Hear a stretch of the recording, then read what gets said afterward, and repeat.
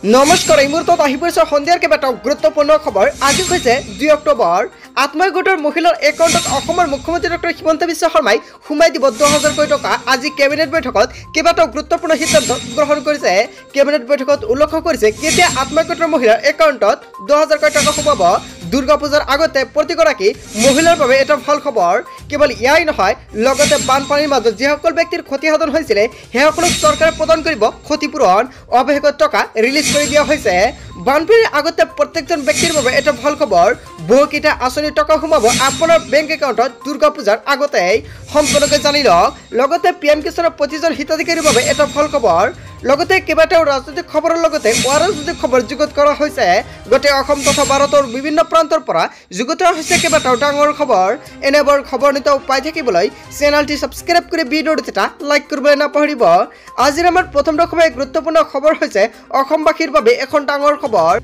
আজি মাননীয় মুখ্যমন্ত্ৰী ডক্টৰ হিমন্ত বিশ্ব শৰ্মাই লোকসেৱা ভৱনৰ পৰা ৰাজ্যৰ জিলাসমূহৰ জিলা আয়ুক্তসকলৰ সৈতে ভিডিঅ' কনফাৰেন্সযোগে এখন বৈঠকত মিলিত হয় আৰু বৈঠকত মিলিত হৈ এখন গুৰুত্বপূৰ্ণ সিদ্ধান্ত গ্ৰহণ কৰে। আগন্তুক দুৰ্গা পূজাৰ লগতে মুখ্যমন্ত্ৰী নিযুত মইনা আঁচনি, লগতে সমজিলা গঠন আৰু মুখ্যমন্ত্ৰী মহিলা উদ্যমিতা আঁচনি ৰূপায়ণ আৰু পঞ্চায়ত নিকায়সমূহৰ এলেকা পুনৰ নিৰ্ধাৰণ সম্পৰ্কত আলোচনা কৰে। লগতে আত্মীয় গোটৰ মহিলাৰ একাউণ্টত কেতিয়াও হ'ব 10,000 কোটি টকা। ইয়াতে চাওক, মহিলা উদ্যমিতা বা আত্মীয় গোটৰ সকলো সদস্যৰ একাউণ্টত 10,000 কোটি টকা কেতিয়াও সোমাই দিব। ইয়াক লৈ কেইবাটাও গুৰুত্বপূৰ্ণ সিদ্ধান্ত গ্ৰহণ কৰিছে। আপুনি আত্মীয় গোটৰ সদস্য নেকি? যদি আপুনি আত্মীয় গোটৰ ফৰ্মটো জমা দিছে, আপোনাৰ একাউণ্টত সোমাব 10,000 কোটি টকা। কিমান তাৰিখত আপোনাৰ একাউণ্টত অসমৰ মুখ্যমন্ত্ৰী ডক্টৰ হিমন্ত বিশ্ব শৰ্মাই বেংক একাউণ্টত আত্মীয় গোটত 10,000 টকা সোমাই দিব, সম্পূৰ্ণকৈ জানি লওক। বৈঠকত দুৰ্গা পূজা উদযাপন সমিতিসমূহলৈ আৰ্থিক সাহায্য বিতৰণ সন্দৰ্ভত যাৱতীয় ব্যৱস্থা গ্ৰহণ কৰি লগতে উদযাপন সমিতিসমূহক পূজা আয়োজনৰ বাবে সাহায্যৰ হাত আগবঢ়াবলৈ যথোচিত নিৰ্দেশনা প্ৰদান কৰে আৰু দুৰ্গা পূজাৰ বাবে কমিটিসকলক চৰকাৰে প্ৰদান কৰিব টকা। এয়া সম্পূৰ্ণকৈ উল্লেখ কৰে কেবিনেট বৈঠকত। লগতে ৰাজ্যত গঠন হ'বলগীয়া উপজিলাসমূহক সমজিলা হিচাপে নামকৰণ কৰি ভাৰপ্ৰাপ্ত অতিৰিক্ত আয়ুক্ত সমজিলা আয়ুক্ত হিচাপে কাম কাজ পৰিচালনা কৰাৰ ক্ষেত্ৰত পৰ্যালোচনা কৰে। কেৱল ইয়াই নহয়, তদুপৰি মুখ্যমন্ত্ৰী নিযুত মইনা আঁচনি আৰু মুখ্যমন্ত্ৰী মহিলা উদ্যমিতা আঁচনি সন্দৰ্ভত বৈঠকত আলোচনা কৰি সেই সন্দৰ্ভত যাৱতীয় নিৰ্দেশনা প্ৰদান কৰে। হয়, আপুনি ঠিকেই শুনিছে। এতিয়া আপোনাৰ অতি শীঘ্ৰেই একাউণ্টত সোমাব 10,000 কোটি টকা মহিলা উদ্যমিতা আঁচনিৰ টকা। কেৱল ইয়াই নহয়, নিযুত মইনা আঁচনিৰ টকা সোমাব দুৰ্গা পূজাৰ আগতেই। প্ৰতিজন নিযুত মইনা আঁচনি হিতাধিকাৰীৰ বাবে এটা ভাল খবৰ।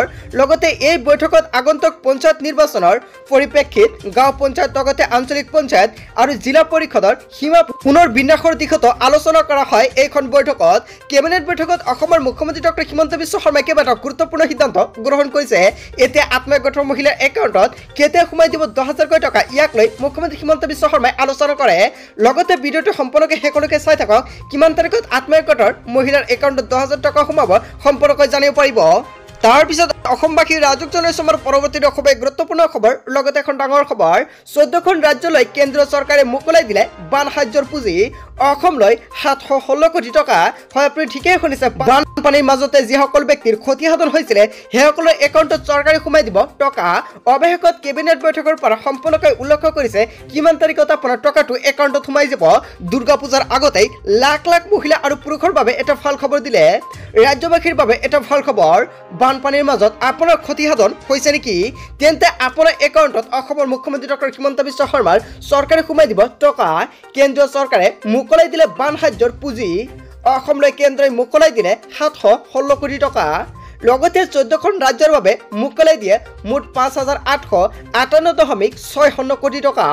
মহাৰাষ্ট্ৰৰ বাবে 1,492 কোটি টকা মুকলি কৰি দিছে।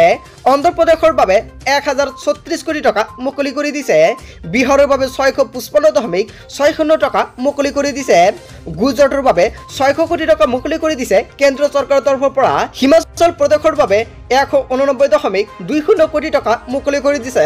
কেৰালাৰ বাবে 145.6 কোটি টকা মুকলি দিছে। মণিপুৰৰ বাবে 50 কোটি টকা মুকলি কৰি দিছে বান সাহায্যৰ টকা।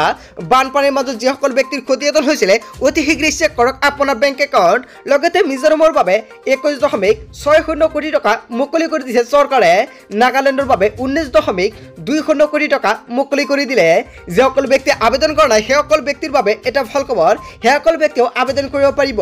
আৰু এতিয়া নহয় আপোনাৰ সম্পূৰ্ণকৈ শেষ সময়সীমা চৰকাৰে যেতিয়া আকৌ সম্পূৰ্ণকৈ বৃদ্ধি কৰাৰ পিছত আন এটা ভিডিঅ'ত সম্পূৰ্ণকৈ জনাই দিম লগতে যিসকল ব্যক্তি আবেদন কৰিছিলে সেইসকল ব্যক্তিৰ বাবে এটা ভাল খবৰ সেইসকল ব্যক্তি কোনখন একাউণ্ট দিছিলে বা আপুনি প্ৰধানমন্ত্ৰী ফসল বীমা যোজনাটো আবেদন কৰিছিল নেকি যিসকল ব্যক্তিয়ে প্ৰধানমন্ত্ৰী ফসল বীমা যোজনা আবেদন কৰিছে সেইসকল ব্যক্তিৰ বাবে এটা ভাল খবৰ আৰু চিকৰৰ বাবে 23.60 কোটি টকা মুকলি কৰি দিছে আৰু তেলেংগানাৰ বাবে 416.80 কোটি টকা মুকলি কৰি দিছে ত্ৰিপুৰাৰ বাবে 25 কোটি টকা মুকলি কৰি দিছে পশ্চিম বংগৰ বাবে 468 কোটি টকা মুকলি দিলে কেন্দ্ৰই ৰাজ্যবাসীৰ বাবে এটা ভাল খবৰ দিলে যিসকল ব্যক্তিৰ বানপানীৰ মাজত ক্ষতিসাধন হৈছিলে যদি আপুনি টকাটো পোৱা নাই নিশ্চয় কমেন্ট কৰি জনাব তাৰ পিছত অসমবাসী ৰাজক জনাইছমৰ পৰৱৰ্তী খুবেই গুৰুত্বপূৰ্ণ খবৰ লগত এখন ডাঙৰ খবৰ 2 অক্টোবৰৰ পৰা মিছন বসুন্ধৰা 3.0 আৰম্ভ আজি হৈছে 2 অক্টোবৰ আজিৰ পৰা মাটিবাৰীৰ সকলোখিনি কাম কাজ কৰিব পাৰিব মাটিবাৰী কি কাম কৰিব পাৰিব সহজতে অসমৰ মুখ্যমন্ত্ৰী ডক্টৰ হিমন্ত বিশ্ব শৰ্মা নতুনকৈ মিছন বসুন্ধৰা 3.0 আজিৰ পৰা লঞ্চ কৰিলে আপুনি নতুনকৈ আবেদন কৰিব পাৰিব এইকেইটা কাম লগতে কি কাম কৰিব পাৰিব মিছন বসুন্ধৰা 3.0 ৰ মাধ্যমত 2 অক্টোবৰত আৰম্ভ হ'ব মিছন বসুন্ধৰা 0 আৰু আজিৰ পৰা চৰকাৰে নতুনকৈ মুকলি কৰিব মিছন বসুন্ধৰা 0 মুখ্যমন্ত্ৰী ডক্টৰ হিমন্ত বিশ্ব শৰ্মা কৰিলে বৃহৎ ঘোষণা পৰিয়ালৰ মাজত থকা মাটিবাৰীৰ সমস্যা দূৰ কৰিবলৈ বসুন্ধৰা 3.0 আৰম্ভ কৰিছে কেৱল ইয়াই নহয় এজমালি পট্টা ভাঙি ব্যক্তিগতভাৱে ভগাই দিয়া হ'ব এইখন আৰু অনলাইনৰ মাধ্যমত ইয়াৰ বাবে আপুনি আবেদন কৰিব পাৰিব কেৱল ইয়াই নহয় লগতে পট্টা কৰাৰ বাবে চৰকাৰে কেইবাটাও গুৰুত্বপূৰ্ণ সিদ্ধান্ত গ্ৰহণ কৰিছে আৰু পট্টন কৰা হ'ব ভূদান আৰু গ্ৰাম দানৰ মাটি চৰকাৰী মাটিত থকা লোকসকলে 1000 টকা প্ৰিমিয়াম দি মাটি সম্পূৰ্ণকৈ নিজৰ কৰি ল'ব পাৰিব আৰু নিজৰ নামত পট্টা কৰি লৈ ল'ব পাৰিব গাঁৱৰ নামঘৰ বিদ্যালয় আদি থকা মাটিৰ পট্টা দিব চৰকাৰে 2 অক্টোবৰত আৰম্ভ হ'ব মিছন বসুন্ধৰা 3.0 আৰু আজি হৈছে 2 অক্টোবৰ আজিৰ পৰা আপুনি অনলাইনৰ মাধ্যমতে আবেদন কৰিব পাৰিব লগতে মাটিৰ নামজাৰি মাটি বাট্টিওৰা সকলোখিনি কাম কৰিব পাৰিব মাটিৰ নামজাৰি আৰু মাটিৰ বটৰাও আপুনি অনলাইনৰ মাধ্যমত আবেদন কৰিব পাৰিব আপোনাৰ কি নথিপত্ৰ লাগিব লগতে আপুনি কেনেকৈ আবেদন কৰিব পাৰিব নিশ্চয় সম্পূৰ্ণকৈ জনাই দিম অসমৰ মুখ্যমন্ত্ৰী ডক্টৰ হিমন্ত বিশ্ব শৰ্মাই আজিৰ দিনত কেইবাটাও গুৰুত্বপূৰ্ণ সিদ্ধান্ত গ্ৰহণ কৰিছে 31 ডিসেম্বৰলৈকে PMAY আঁচনিৰ বৈধতা চৰকাৰী গল লাভ কৰিবলৈ কেনেকৈ কৰিব আবেদন সম্পূৰ্ণ প্ৰক্ৰিয়া জানি লওক 31 তাৰিখৰ আগতে সকলোৱে কৰিব লাগিব আবেদন চৰকাৰী গলৰ বৈধতা 31 ডিসেম্বৰলৈকে বৃদ্ধি কৰা হৈছে চৰকাৰী গল লাভ নকৰা লোকৰ বাবে ভাল খবৰ পূৰ্বে চৰকাৰী গৰ লাভ নকৰা পৰিয়ালে লাভ কৰিব নতুনকৈ চৰকাৰী গৰৰ সুবিধা অসমৰ 1,30,000 লোকক দিয়া হ'ব চৰকাৰী গৰ ধনৰ পৰিমাণ 2,60,000 লৈকে বৃদ্ধিৰ সম্ভাৱনা pmaymis.gov.in অথবা pmaynIC.in ৱেবছাইটত গৈ আপুনি চৰকাৰী গৰৰ বাবে আবেদন কৰিব পাৰিব ঘৰ লাভ নকৰাসকলে অনলাইন বা অফলাইন দুয়োটা পদ্ধতিতে কৰিব পাৰিব চৰকাৰী গৰৰ বাবে আবেদন কি নথিপত্ৰৰ জৰিয়তে আপুনি চৰকাৰী গৰৰ বাবে আবেদন কৰিব পাৰিব হিতাধিকাৰীৰ বেংক একাউণ্টত চৰকাৰে পোনপটীয়াকৈ সোমাই দিব টকা লগতে আপোনাৰ প্ৰথমতে কি সম্পূৰ্ণকৈ নথিপত্ৰ লাগিব জানি লওক হিতাধিকাৰীৰ বেংকৰ একাউণ্ট থাকিব লাগিব লগতে Aadhaar card PAN card voter ID এই তিনিটা নথিপত্ৰ আপোনাৰ বিশেষকৈ প্ৰয়োজন হ'ব লগতে জাতিগত প্ৰমাণপত্ৰ এক্টিভ মোবাইল নম্বৰ প্ৰয়োজন হ'ব লগতে আয়ৰ প্ৰমাণপত্ৰ আৰু এখন ৰঙীন ফটো লাগিব বেংকৰ একাউণ্টত পোনপটীয়াকৈ চৰকাৰে সোমাই দিব চৰকাৰী গৰৰ টকা আধাৰ কাৰ্ড নাথাকিলে কৰিব নোৱাৰিব চৰকাৰী গৰৰ বাবে আবেদন লগতে পূৰ্বে তালিকাৰ পৰা বাদ পৰা সকলে এইবাৰ লাভ কৰিব চৰকাৰী গৰৰ টকা এতিয়াই চেক কৰক আপোনাৰ বেংক একাউণ্ট কিয়নো চৰকাৰে অতি শীঘ্ৰে আপোনাৰ একাউণ্টলৈ চৰকাৰে প্ৰেৰণ কৰিব চৰকাৰী গৰৰ প্ৰথম কিস্তি 32,500 টকা আৰু তাৰ লগতে আপোনাৰ বেংক একাউণ্টটো আপডেট কৰি লৈ লওক 2 কোটি গড়ৰ অসমে লাভ কৰিব 1,30,000 চৰকাৰী গড় মুকলি কৰা হৈছে টোল ফ্ৰী নম্বৰ 1800116163 যদি চৰকাৰী গড়ৰ বিষয়ত আপোনাৰ কিবা জানিবলগীয়া ইচ্ছা আছে